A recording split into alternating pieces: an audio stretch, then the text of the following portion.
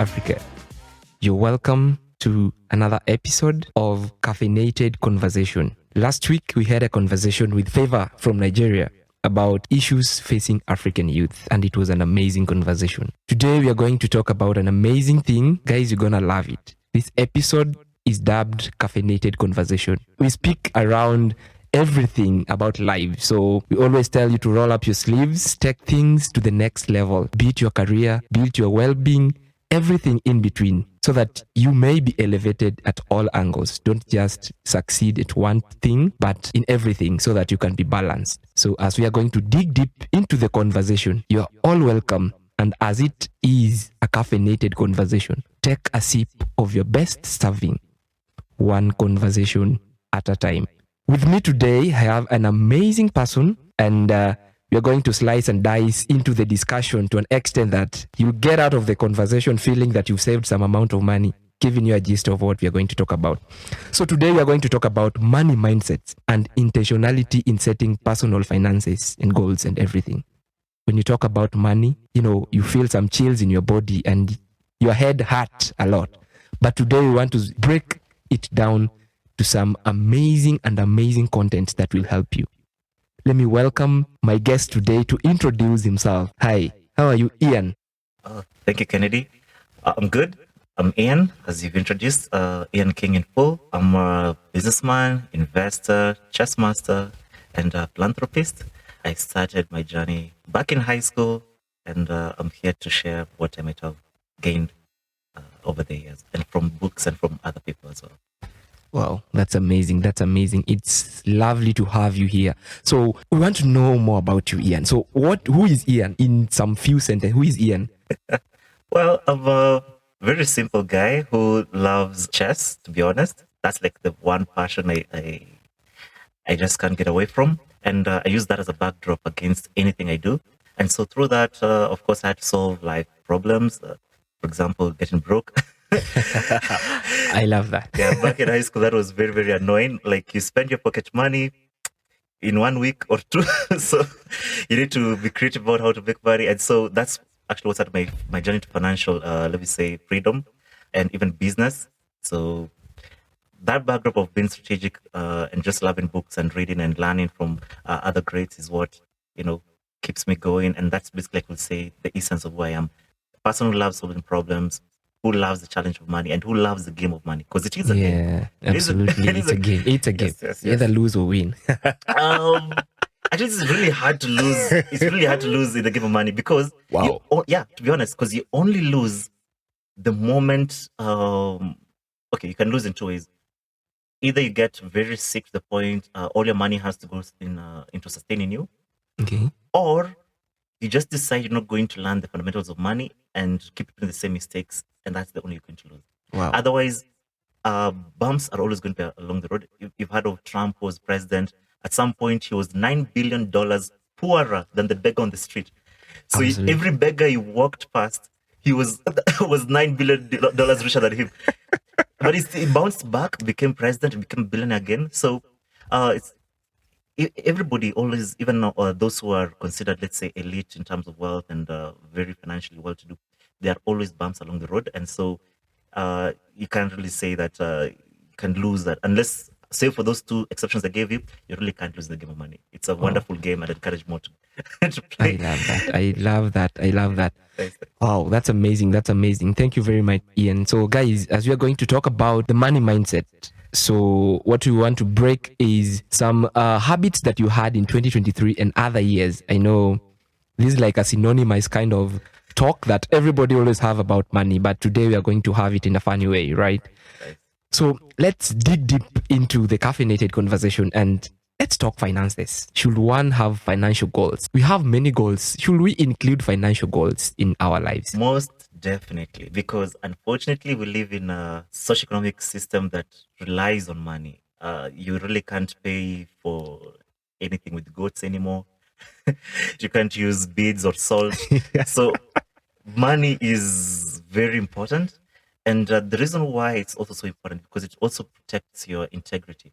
You don't have to worry about money. You don't have to compromise integrity to achieve some goals. So it's very, very key. And then also in terms of relationships and kids, it really helps if you have money to give them the best schools, the best medical care, and just give them just confidence about themselves and the joy and freedom to enjoy life without worrying if they're going to eat tomorrow or if they're going to fall sick and not have any help.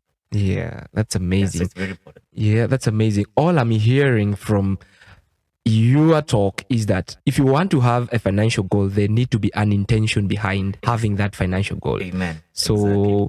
when you want to save, maybe you want to save for school fees for your kids, you want to buy a land, you want to invest and all that. So financial goals are very important. But what are your intentions? Why do you want to save? True. Like depends on your situation. Yeah. If you're a student, you're probably saving maybe for a few outings, maybe to buy exam materials, maybe to take one or one of your friends out. If you're dating and stuff, and maybe just to start off life easy. Maybe for the tamakin that is maybe that might come up. Yeah, or maybe just for your first suits for interviews. Maybe. Or maybe for a laptop and stuff. And then if you're a single man who's planning to get married, you must put some money aside for the dowry and etc. You must get a good location for your living premises. So it depends on the particular situation, but you should always make sure that they are not only reasonable. Because if they're not reasonable, the intention, because you could, the problem with having unbounded intentions is that you could set an intention so abstract, which is so vague, which means you don't even have any motivation to fulfill them, or it could be so big it daunts you, and so you don't even start, and then now you just fall to peer pressure to fall by the wayside of what other people are doing, and then that's how you lose your way. But yes, intentions are very, very important, and the kind of intentions you need, unfortunately, will have to rely on your current situation. If you're in debt, fully in debt, your first priority is not even to create a business, to set up a business, or to go on a vacation. No, your first goal is to boil down your debt to zero if possible. Yeah. And especially if it's bad debt. If it's good debt, more debt is even better. It's true. Seriously. Yeah. And of course, that is assuming people know the difference between good debt and bad debt. Yeah. I don't know if we should get into that now or... we will get into that. We will get into that.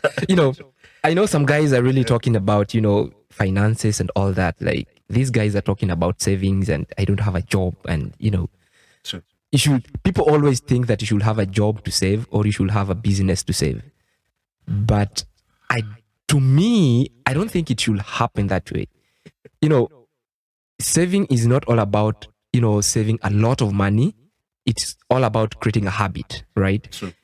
Because everybody always interacts with money at one point or another. You can interact with money. So guys, if you are kind of doubting that this is not your episode because you don't have money, don't have a job, you need to listen into this. It will help you cut on your spending. The money that you have, I don't know where you're getting it from. I don't know. But you need to spend a little bit and also save some amount of money. So Ian, financial goals, they're really important things. And what is the importance of having a financial goal? Nice. Actually, probably before I walk into that, let me touch on something you just said. You've basically spoken on you not having to have a job to start saving, or a business. Sure. The most important thing I'd say is financial discipline. Amazing. That's the one thing you must have, and that is what will even guide you towards saving. Because at some point, your situation literally doesn't allow you to save, and that's fine. That is fine. It's not the end of the world. Yeah, it's not the end of the world.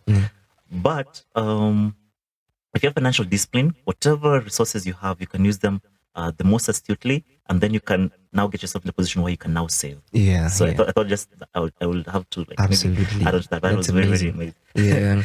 I appreciate. Yeah. So that's amazing. I was talking about the importance of financial goals. Number one, let me start. It relieves your stress. True. Because when a time gets that you need to do something and you don't have the money at that very moment, my friend, you'll knock your head to an extent. You can scratch your head until all the hair falls out. If you look like a cancer person. So it saves your stress and it helps you to plan yourself. Because if you save little by little, and when that time comes, you'll have the money. Because, getting a lump sum of money to do like a very big thing, it's so hard. So it relieves your stress. That is my number one. What do you think, Ian? Well, As a chess player, I must always tie it to your life strategy. Oh, wow. I always say, as a human being or an entity with an expected lifespan, or let me say expected lifespan, I mean, you're not going to live into infinity. Yeah, yeah, true, So you have to true. be very judicious about what you're going to do with your time and, of course, resources and money.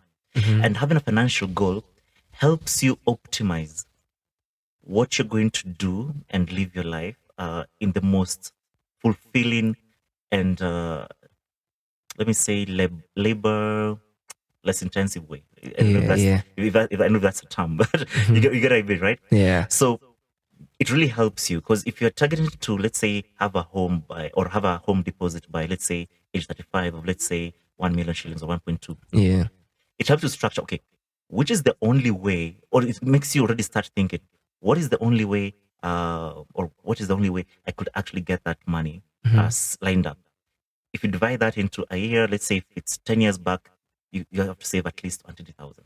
So you have Yeah. to now break it down. Okay, if it's 120,000, how much can I save per month? What can I do to make this 10,000 per month? But without that financial goal set up, you won't even know that there's a necessity for you to plan this exact month to make an extra 10,000 to save so that you can, That is 10 true. years later, have the deposit or house. That is true. So That it is true. really helps you stay on point in life. Wow, that's amazing. That's amazing. So, let's get into another thing. What are some of the short-term goals that somebody can save for? Like, what do you like in general? What can you save for? I think going for an outing. Maybe I want to go to Zanzibar sometime. Go and have fun or take my girlfriend out. I don't know. I don't know if you guys are in a relationship or something. So, so you can save for that. Saving shouldn't be for something that is bigger or something. You can save for something small. You want to buy some shoe. Maybe you don't have enough money. You can save 10 bob, just to get to what you want. So maybe buying a shoe, going out. Ian, what do you think? What are some of the short-term goals that you can save for? Well, once again, I have to fall back to chess. Oh, man. Oh, I love this. Because you can't build a house or foundation, right? Yeah. Or any building. And if you're building your wealth, you must first start from financial security. And the best way to, or one of the first goals you should save for is your living expenses for 3 to 6 months. That way, in case you don't get any income whatsoever for the next 3-6 months, you're secure. Wow. And that gives you a lot of peace of mind. Yeah. And then now any money get after that, now you can now use to invest and maybe go for the outings, you're saying. That would be Yeah. It's fun. It's fun. and then before then, you can now limit your outings to simple things like ice cream. Yeah, Pizza. It's true. It's true. Wow, that's amazing. Guys, what are the short-term goals that you're saving for? Let us see them in the chats and let us converse. We can help you save for that. We advise you. We are not giving you money. We'll help you do that. And there's something that amazing that is happening at the Fellows Cafe. So we are having a challenge, the Fellows Cafe Wellness Challenge. So we have like a fitness challenge, food challenge, finance challenge, and frolicking. So the guys who are doing the fitness challenge, maybe, they go for a gym. Some people want to add weight. I don't know. This world is very crazy. Some people are, deducting weight or some want to add. I don't know what's happening. And in the food sector, the guys who are, doing away with some food, some are going to test some foods. Like it's a wellness challenge so that, we can feel amazing and, feel as humans. But for me, I'm doing the finance challenge. It's amazing thing. I'm saving. And I won't say what I'm saving for currently, but it's going on well and it's need discipline. As Ian said, for you to save, you need some discipline because there are a lot of things that I would have done with that money that I forgo. So it needs a lot of discipline, dedication, and focus. Man, it's amazing. So guys, if you want to join us in the Fellows Cafe Wellness Challenge, pick any that you want to join us. Ian, do you have any financial, savings or a short term or a long term way you're saving for? You can join us in the challenge. Do you have any? Sure. I definitely have a savings challenge. Currently, I'm trying now. I feel a bit. You refuse to mention your saving goal. Mine is so big. Well, I intend to create, or let me say, structure up my first property. Wow. So that I can become a landlord. Wow, that's amazing. And it's not as expensive as it sounds because I'm not doing it in the city. So Yeah. There's a wonderful program. I don't know if I should promote a company that isn't paying anything to the webcast. You can talk about it. You can say it. Yeah. So Wealthsmith, they're a property company. They've got this land properties they're selling, where you buy some land, then at a cost of was it 1.5 million? Mm-hmm. They construct for you houses. Then they've got employees who will pay you rent, and it's through checkup. So the employees don't have to pay you, and labor is secure like that. Okay. Labor is tied to a certain company. Wow. So once you have that, as in you're basically financially free because you'll have income coming whether you sleep, wake up or not. Wow, that's amazing. That's amazing. It's good to have a plan as a youth, right? True. You know, at our early ages, the youths, we always feel of spending, having fun, and all that. We want to live in the moment, but not in the future. You know, savings and financial plans always feel something that is awkward in a way, and we live in the future, but we want to live in the present. So, guys, secure your future by saving for something that will help you. You know, there are many insurance companies. Like there was somebody who talked to me about a certain insurance. Like there are a lot of insurance companies that you can save for, you know, school fees for your kids in the future, right? So that when it comes that very moment that you have your kids and all that, you can pay your school fees without, you know, having to get it out of your pocket just as a result of planning yourself. Guys, let's consult and, you know, rub minds with different people and understand what it takes to save and what are the various avenues that can help us to save and, you know, just secure our future and have everything set. Thank you very much, Ian, for sharing. So we want to go right into how can one set and achieve financial goals. I know it's hard and everything always must have a plan. You can't just start to save like you wake up in the morning and saying, you know, let me take I don't know. There are these cans, I don't know, do we call them piggy banks or something? Yes. The ones that you go and buy and, you know, put some coins every day, and then at the end of the year, you go and wreck it with with an axe. But that is not safe. At times you can go broke, man. You know, whatever. What is the worst that can happen? You go and wreck that thing and get out the money. So, how can one set and achieve a financial goal, Ian? And where do you start, especially? Well, depending on your financial situation, Yeah.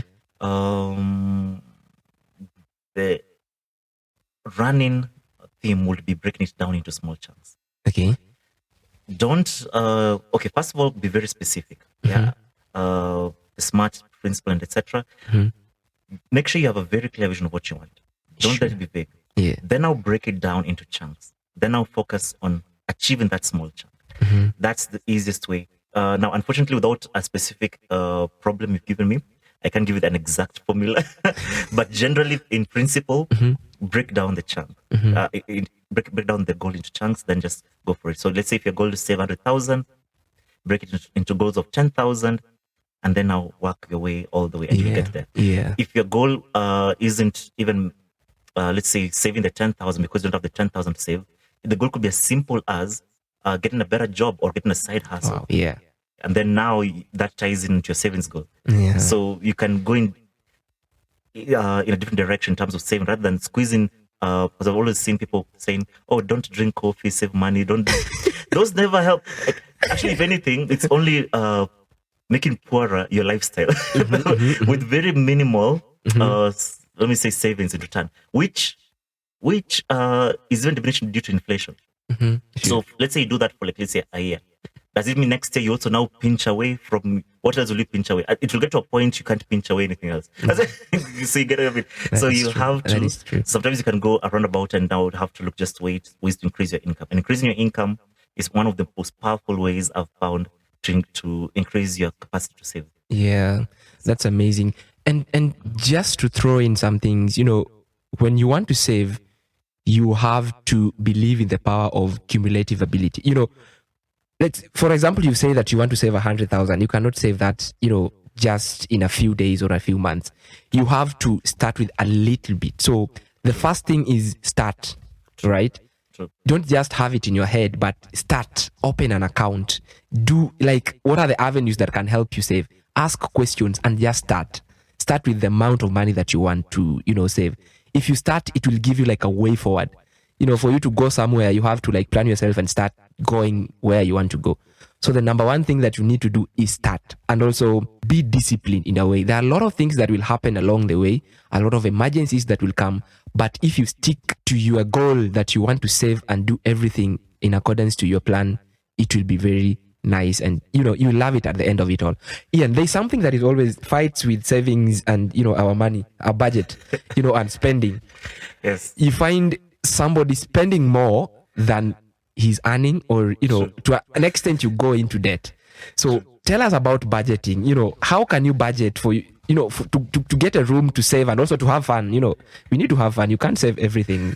You need also to go and have fun outside. So what are the principles? Like, how can you budget yourself for you to save? Well, the first thing maybe is to be realistic about your situation. Don't fall for the trap of, I'm too pretty to live in Dandora, or etc. Yeah. Okay. Because your starting point of budgeting is your income at the present, right? Yeah. So, and the financial situation is blind to whatever beauty you think you might have, whatever family you think you're from.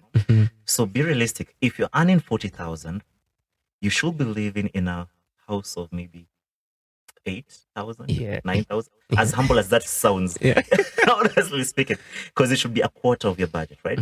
So, but if you're people who grapple with budgeting are those who already are set on a certain lifestyle they want to live, and then now their income is somehow supposed to catch up with them. You get? It's supposed to be the reverse. Your budget, your money first determines how you live. Then now it's for you now to grow your budget to the point where you can live a lifestyle. So, in terms of now budgeting, let's say you're a reasonable person and you've got 60,000 income, or let's say 100,000 income. Let me say 60 to just that, because that's the national average, I think. 60. Well, you could make sure that your living expenses are no more than 2/3. 2/3 being the highest possible, and that includes your rent, transport expenses, basically anything that you need to live. And then now the third, now you can now split into savings, education. Now the education budget could be as simple as buying books to read, courses online, maybe mentorship programs, etc., so that you can grow your means of income. Sure. Now, if you budget smartly like that, you'll find over time not only are you having a savings account that is growing, and you're protected now because you have the 3-6 months protection, but then you'll also have higher skills because you have education budget and mentorship, etc., which means you're also growing yourself skill-wise. And also remember, if you're still working, you're also getting experience. Then also, you've got entertainment budget, because from that part, now you've got entertainment. So you're not exactly eating salt, as in you actually living a bit, and then now that gives you time, or at least peace of mind, to grow.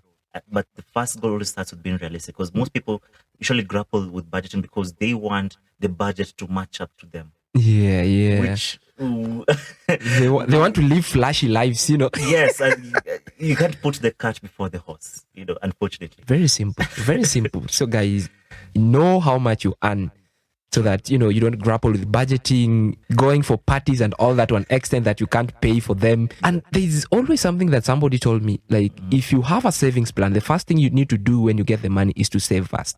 Amen. Save fast, and then do your budget. Amen. Because if you say you'll save after doing all these things, you'll buy, my friend, you'll have nothing. There's a lot to do. To an extent, if you start spending the money and then you save, you'll save nothing. True. So the number one thing you need to do when you get your money, save fast. Have a percentage that you want to save of your income. It is like tithe. I don't know, for Christians, 10% of your money, of your income is to the Lord. I don't know. But so your savings, you should set a certain amount of money. As Ian said, you need to have, like, you break it into different slots. Like, you want 100,000, so 10,000, 10,000. If you're earning 50,000, so 10% of that, like 20% of that need to go into savings, right? So Ian, you started saving and everything is going on well, and you're really happy. You are checking your account and it's nice. How often should one, revisit the financial goals that you have? That's a very good question. That's a very, very good question. Tiny bit now. Just on the question you just passed, the 10%, I'd encourage guys to read this book called The Richest Man in Babylon by Robert S. Clarkson. It's a very wonderful book, and it speaks about 10% of your earnings always having to go to you first. Otherwise, you'll always be stuck in employment or the rat race. Yes. Now, on to how or when to revise your financial goals. when you've had a bump in your income, a significant bump, Yeah. and your living expenses are no longer a worry, or let's say are less a worry than before, Yeah. then you know that you should try not only to grow your investments to the point it matches your income, but also to see how much farther you can protect yourself from any financial shocks, from the economy, any accidents, etc. Yeah. Because your first goal should not be to be stuck on a job where you have to rely on somebody else to pay you money. Yeah. So once you've gotten a significant bump in your income, that's when you should probably revise your financial goals. Okay, you maybe saying that you need to save 100,000 a year. If you're now earning triple, you need to be saving now probably 200,000 a year or 250. Yeah. Yeah. Or let's say if you are only taking a life insurance policy of, let's say, 1 million shilling payout, you can now go for 5 million, because the benefits comes to that. If you couldn't afford life insurance, you only could afford NHIF.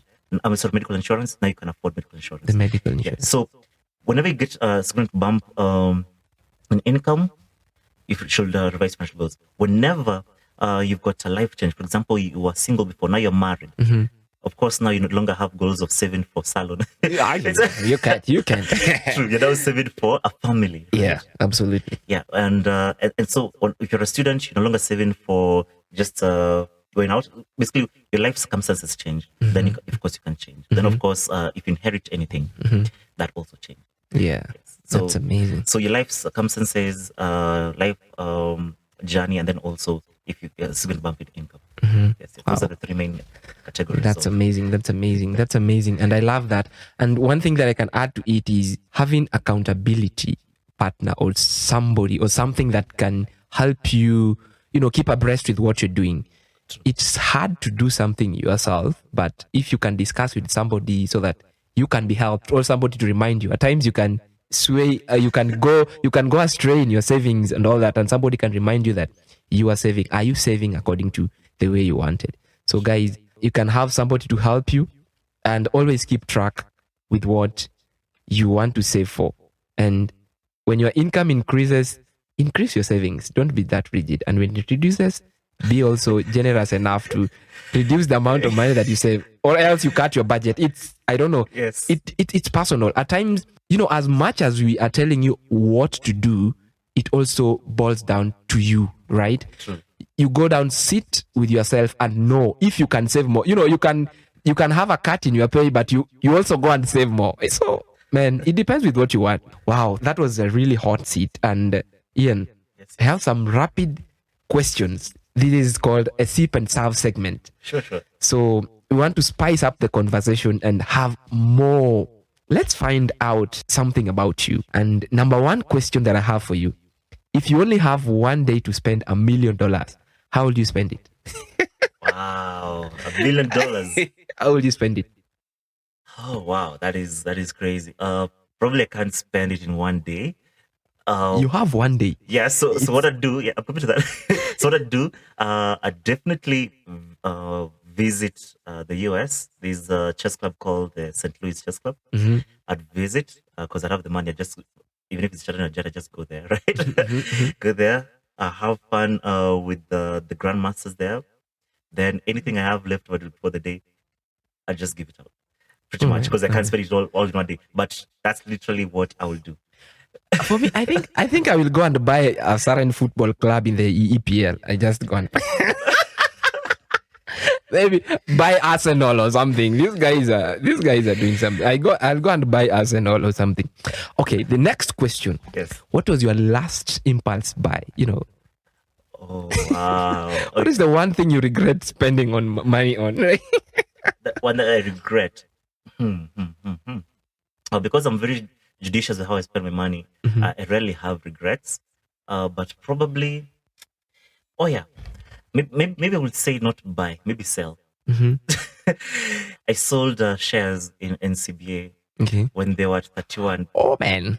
And now they're at 37. So yeah, so that is a pain. And then I know a purchase. Yes, I bought this company I&M shares when they were when they were at 24 shillings a share.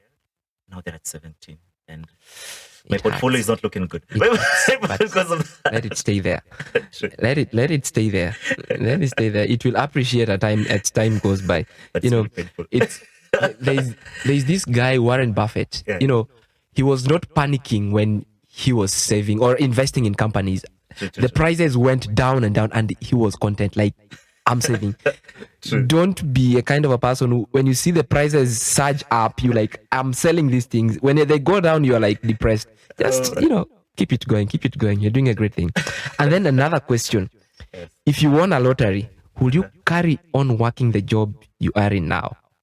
For sure. Okay. I tried to touch upon being financially free. So honestly, whatever I do today, I don't even need to do it. I could literally sleep all day. Wow. But I love, as I just keep saying, I love chess so much. It's backdrop to anything I do, even business, etc.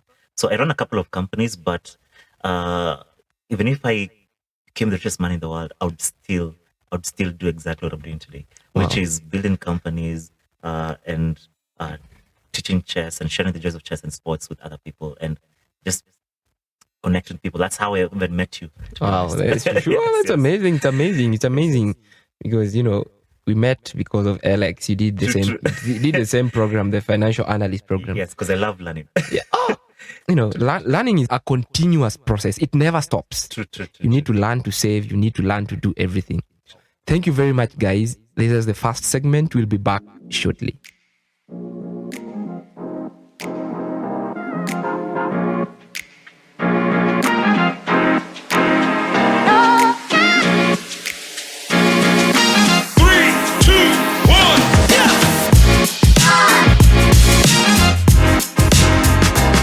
Welcome back to another section of our caffeinated conversation.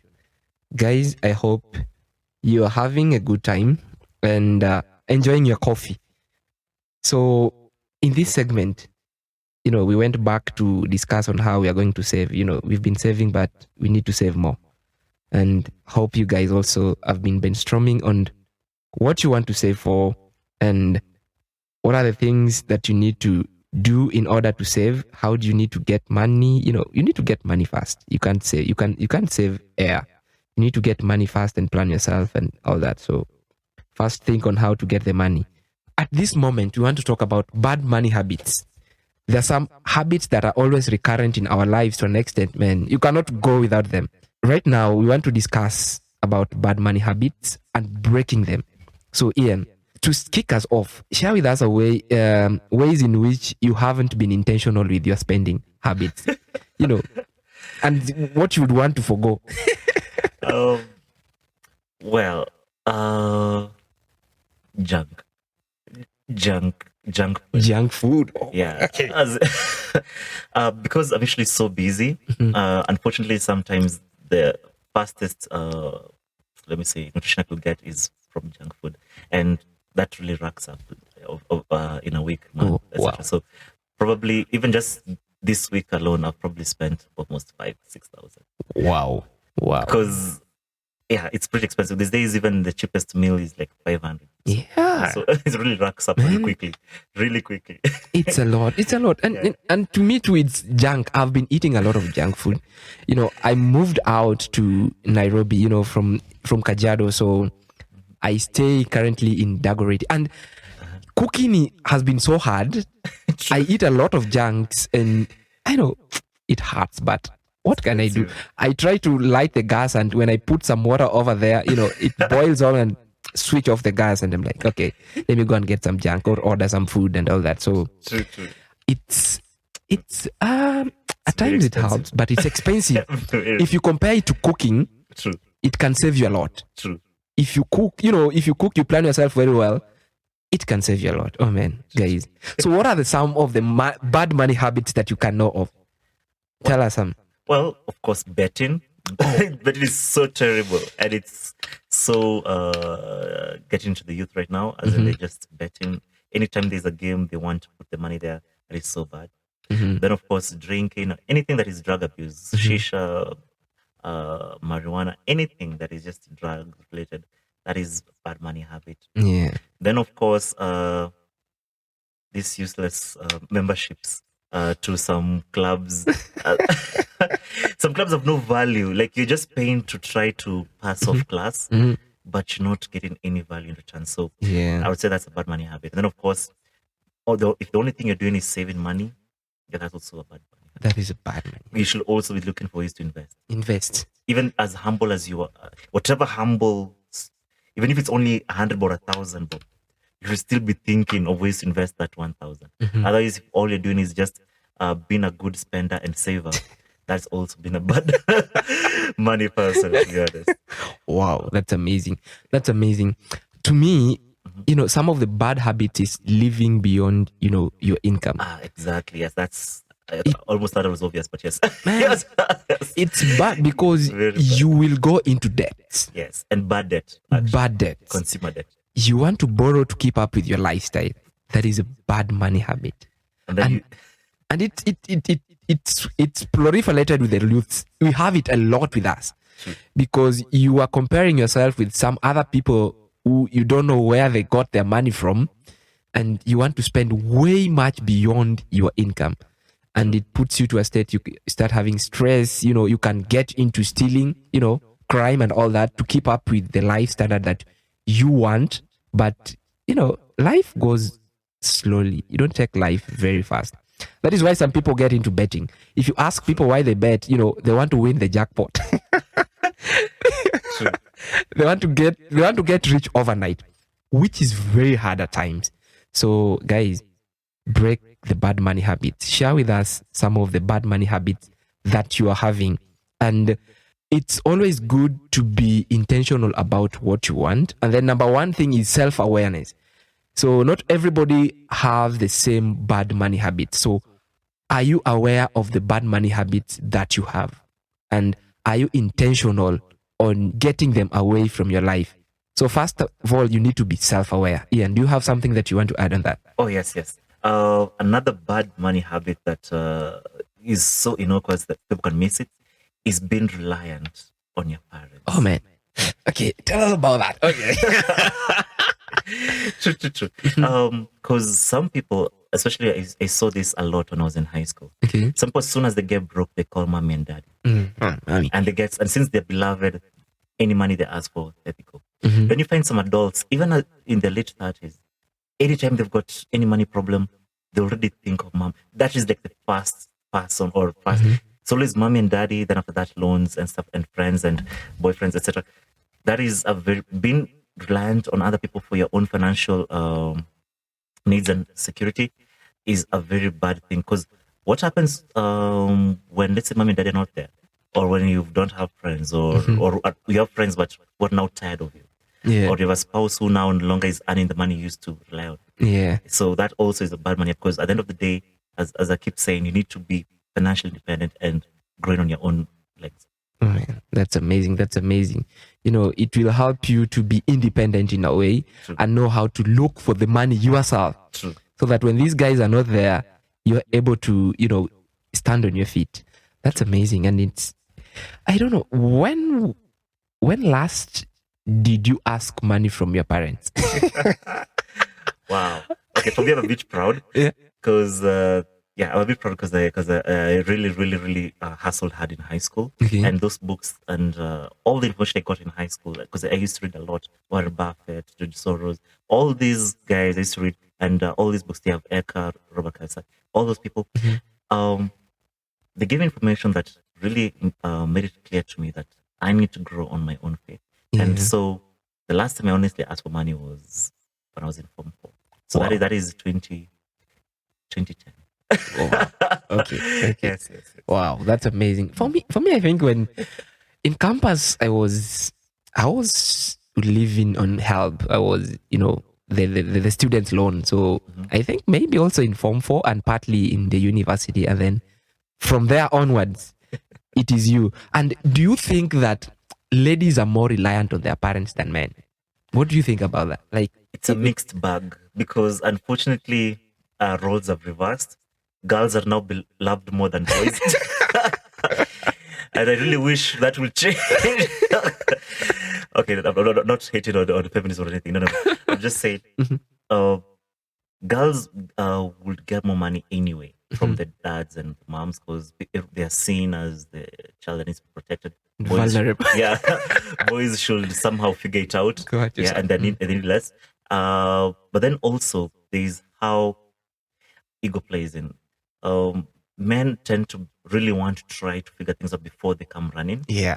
And girls are pretty open. If things are tough, they have no qualms. Just ask, like, what's wrong? I'm a human being. I'm broke. So help me out. So you find, because of that, you find girls or women ask more, and so they get more. Okay. That's amazing. Because I say this because most of my friends were like, when they finished campus and high school, your parents tell you, they don't even tell you, it's in their faces and their actions. Like, my friend, go and find for yourself. Right now, we've done our best, and kindly, it hurts at times. To a level, there was a guy who finished campus and he was taking his things back home. Oh. And the parents asked, "Where are you headed to? What are you coming to do here?" And he was like, "I'm coming back. I've just finished, my undergraduate." And like, "Oh man, it's between you and you. So go and sort out yourself." But for the ladies, they'll be welcomed like with an open arms, like, "Oh man, thank you very much. So, come back, this is your home." But men, till they're 40. Till their 40s, they don't care. But I don't know what is up. But I think the roles will change. They changed. We need love. We need love, man. We are baby boys. Exactly. We are only human. We are all humans, by the way. True. So those are really bad things, but it makes us who we are. True. So you talked about investment. Yes. So we've talked about saving. So do you think somebody can save to go and invest? And what are the tricks that somebody can do? Because to invest, you need some money. Yes. So how can you play around savings and investment? Okay. One, you don't even need your own money to invest. I just start there. Okay. But it's very important to have your own savings because it gives you leverage. Sure. For example, let's say if I want somebody to finance me building a certain property, building, Mm-hmm. It will help if I have, let's say, 2 million in the bank. Then I'm asking for, let's say, another 2 million. Mm. That way the lender is like, okay, you also have some skin in the game. Yeah. So it actually helps. Yeah. Or even if you want to start, even at chapati stand, and you have 1,000 and you're asking me for 2,000, I'd be like, yeah, at least he has some skin in the game. So you don't need your money, but it's good to have. But yes, you can save, and the first steps probably you'd be to look for easy, or let me say low entry investment options. For example, these days the Kenyan market is, at least in Kenya, we've got money market options that are so accessible. With even a minimum of 500, you can start investing. And the stock market these days, as long as you just buy 100 shares, you can buy any share. So even Safaricom right now is even going for, I think, around 24 shillings. It's 24 shillings. Yeah, so 24 shillings times 100, that's only 2,400. You're now already a stock in the stock market. You own Safaricom. Yes. Yeah, you own Safaricom. And that entitles you to dividend. So when they declare dividend, you're getting dividend until the day you sell those shares. Yeah. You get. So you can always start where you are. And pretty much, there's nothing much to it. As in, from your savings, expend some percentage of that to easy entry investments before you try any risky or high risk investments. Why? Because you always want to get into the high risk investments. Though they pay more, the high risk, you want to get into them slowly. Because your first goal when you're still growing your wealth is financial security. You want to make sure that your bottom is secure. Yeah. Right? So that's pretty much it. So if let's say you've got savings of 100,000, don't even think of investing more than 20 or 50,000. Okay. No. That way, in case you lose that 20 or 50, you can try again. Oh, yeah.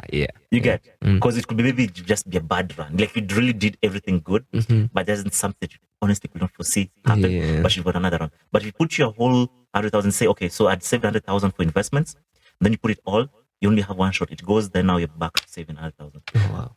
Wow. That's amazing, guys. So let's save and also let's invest. It's not all about saving and watching your money in the bank or in your account. True. It's like you're seeing some kind of movie or something, but you need to invest to go big. Investment can triple the money you're saving. it's good to save and also it's good to invest. Ian, tell us. Yes. And then what will guide your investments should not be your guesses or what your friends are saying or what TV is saying or what the radio is saying. Yeah. Read. Read. Because some people, what they do, they save, they have money in the bank. They know it's for investments. They already have their 3 to 6 months or 1 year security, money. Then have they got the investment money, right? Then the first thing they do is they just ask people, so where should I put this money? Yeah. That is so wrong. And the easiest recipe to lose your money. The easiest recipe. So kindly read, make a habit of reading about investments and business opportunities. Keep your eyes open. Hear what people are complaining about, because sometimes that presents opportunities. Join a business group or investment groups on WhatsApp and banking sections. Like most banks these days always have like a business club and stuff. Join if you've got membership in a club, yeah. This golf clubs, membership clubs.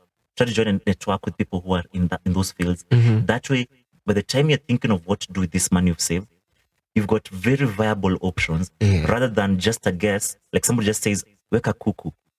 For those who don't understand Swahili, that means keep chicken. Yeah. Yet you've got no idea the first thing you should do. So you just do the bare minimum. You just do a quick search online. Oh, so you just need this and this. Then you just start putting money. Yeah. That's the easiest way to go wrong. Make sure before you're putting any cent towards that chicken farm, you've interacted with at least 5 people in that business. You know at least 4 vendors who are going to buy from you to sell, to resell. You know at least 4 retail consumers who are going to buy from you.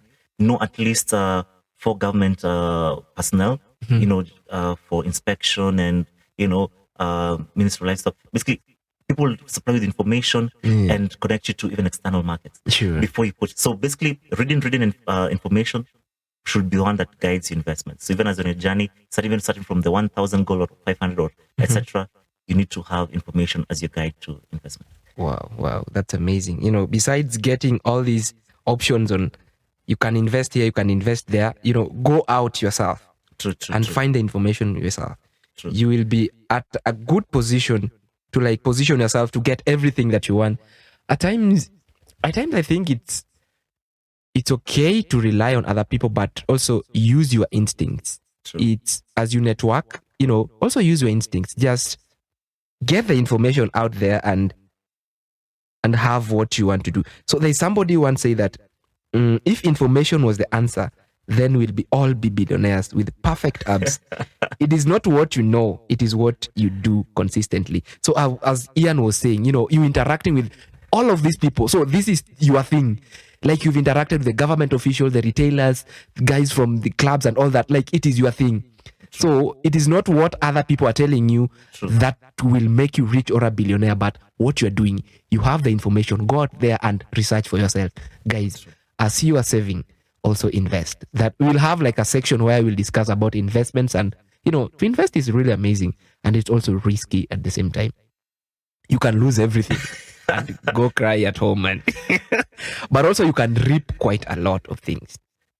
Wow, thank you very much, Ian. So I had some few challenges that guys can really participate in, as you save for the year is still very young. Somebody was saying that January was just a free trial. So the year begins in February. So guys, as the year begins in February, we have some few challenges that you can undertake. You can tailor make it to yourself. So we have something called 52-week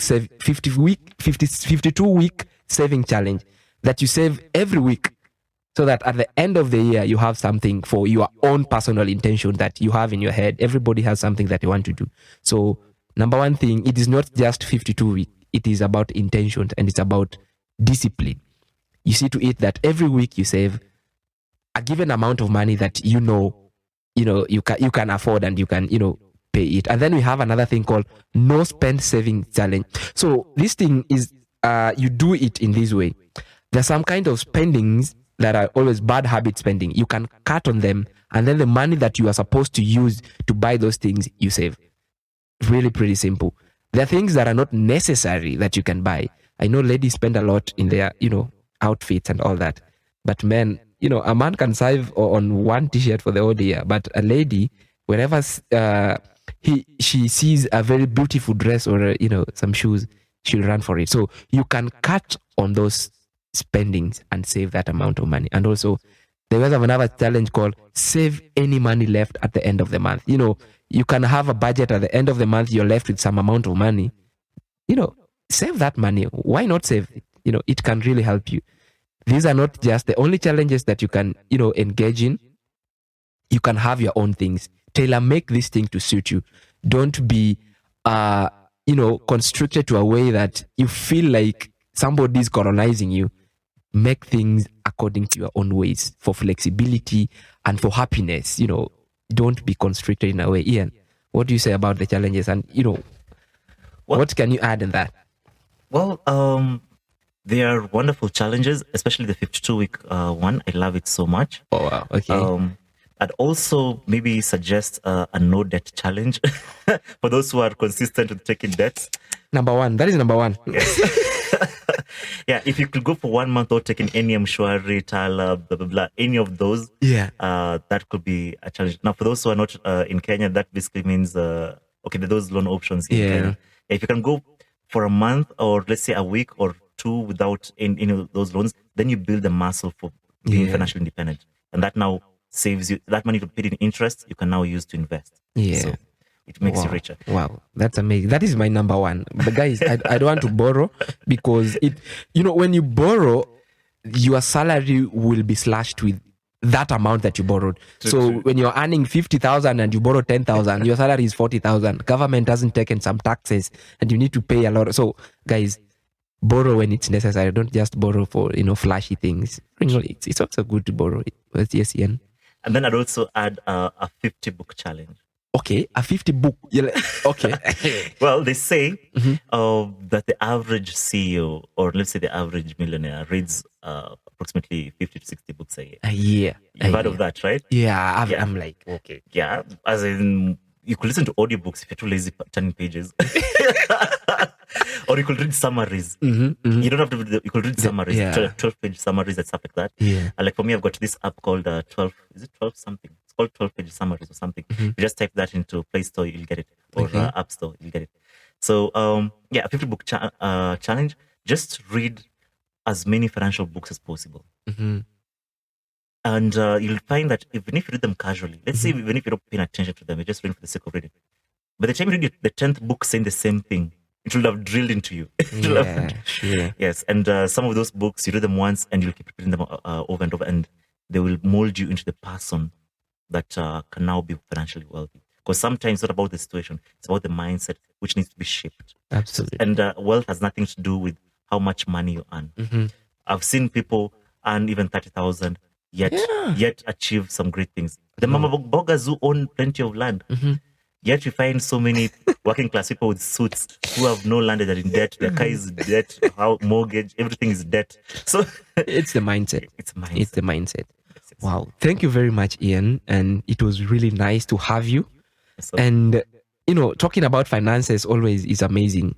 And getting it done is always the hard thing. So as we said, get started with managing your finances, with saving and then investing. Because you need to secure your future. Thank you very much. And guys, listen to the conversations, share them, and also give us your thoughts of what we've talked about and anything that can help us. We also need some information from you. We share information is power. So next week we're having a happy hour o'clock by Miss Kendi and Wahura. Guys, you need to, tune in and listen to the good thing that they have for you. And our episodes always go out on Wednesday at 11 a.m. EAT. So don't fail to, listen to them. And our audience, we're asking you to tune into our podcast and listen, and also subscribe to our Fellows Cafe. The Fellows Cafe on social media at Fellows Cafe on Twitter, and then on TikTok, Instagram, and LinkedIn. Also leave a comment and share with your friends. Thank you very much, guys. And it was lovely to have you, Ian. I'm really amazed. I'll invite you for more episodes, for us to discuss and sharpen ourselves as the youths so that, we can do good. Somebody once said that, what if all the elders were killed in Kenya? Somebody said that, can the youths run the country? And it's a question I'm leaving to your mind in your various countries. Just an hypothetical question. What if the elders were killed? Just an hypothetical question. Do you think you, the youths, can run the country? Thank you very much and have a lovely day. Bye-bye.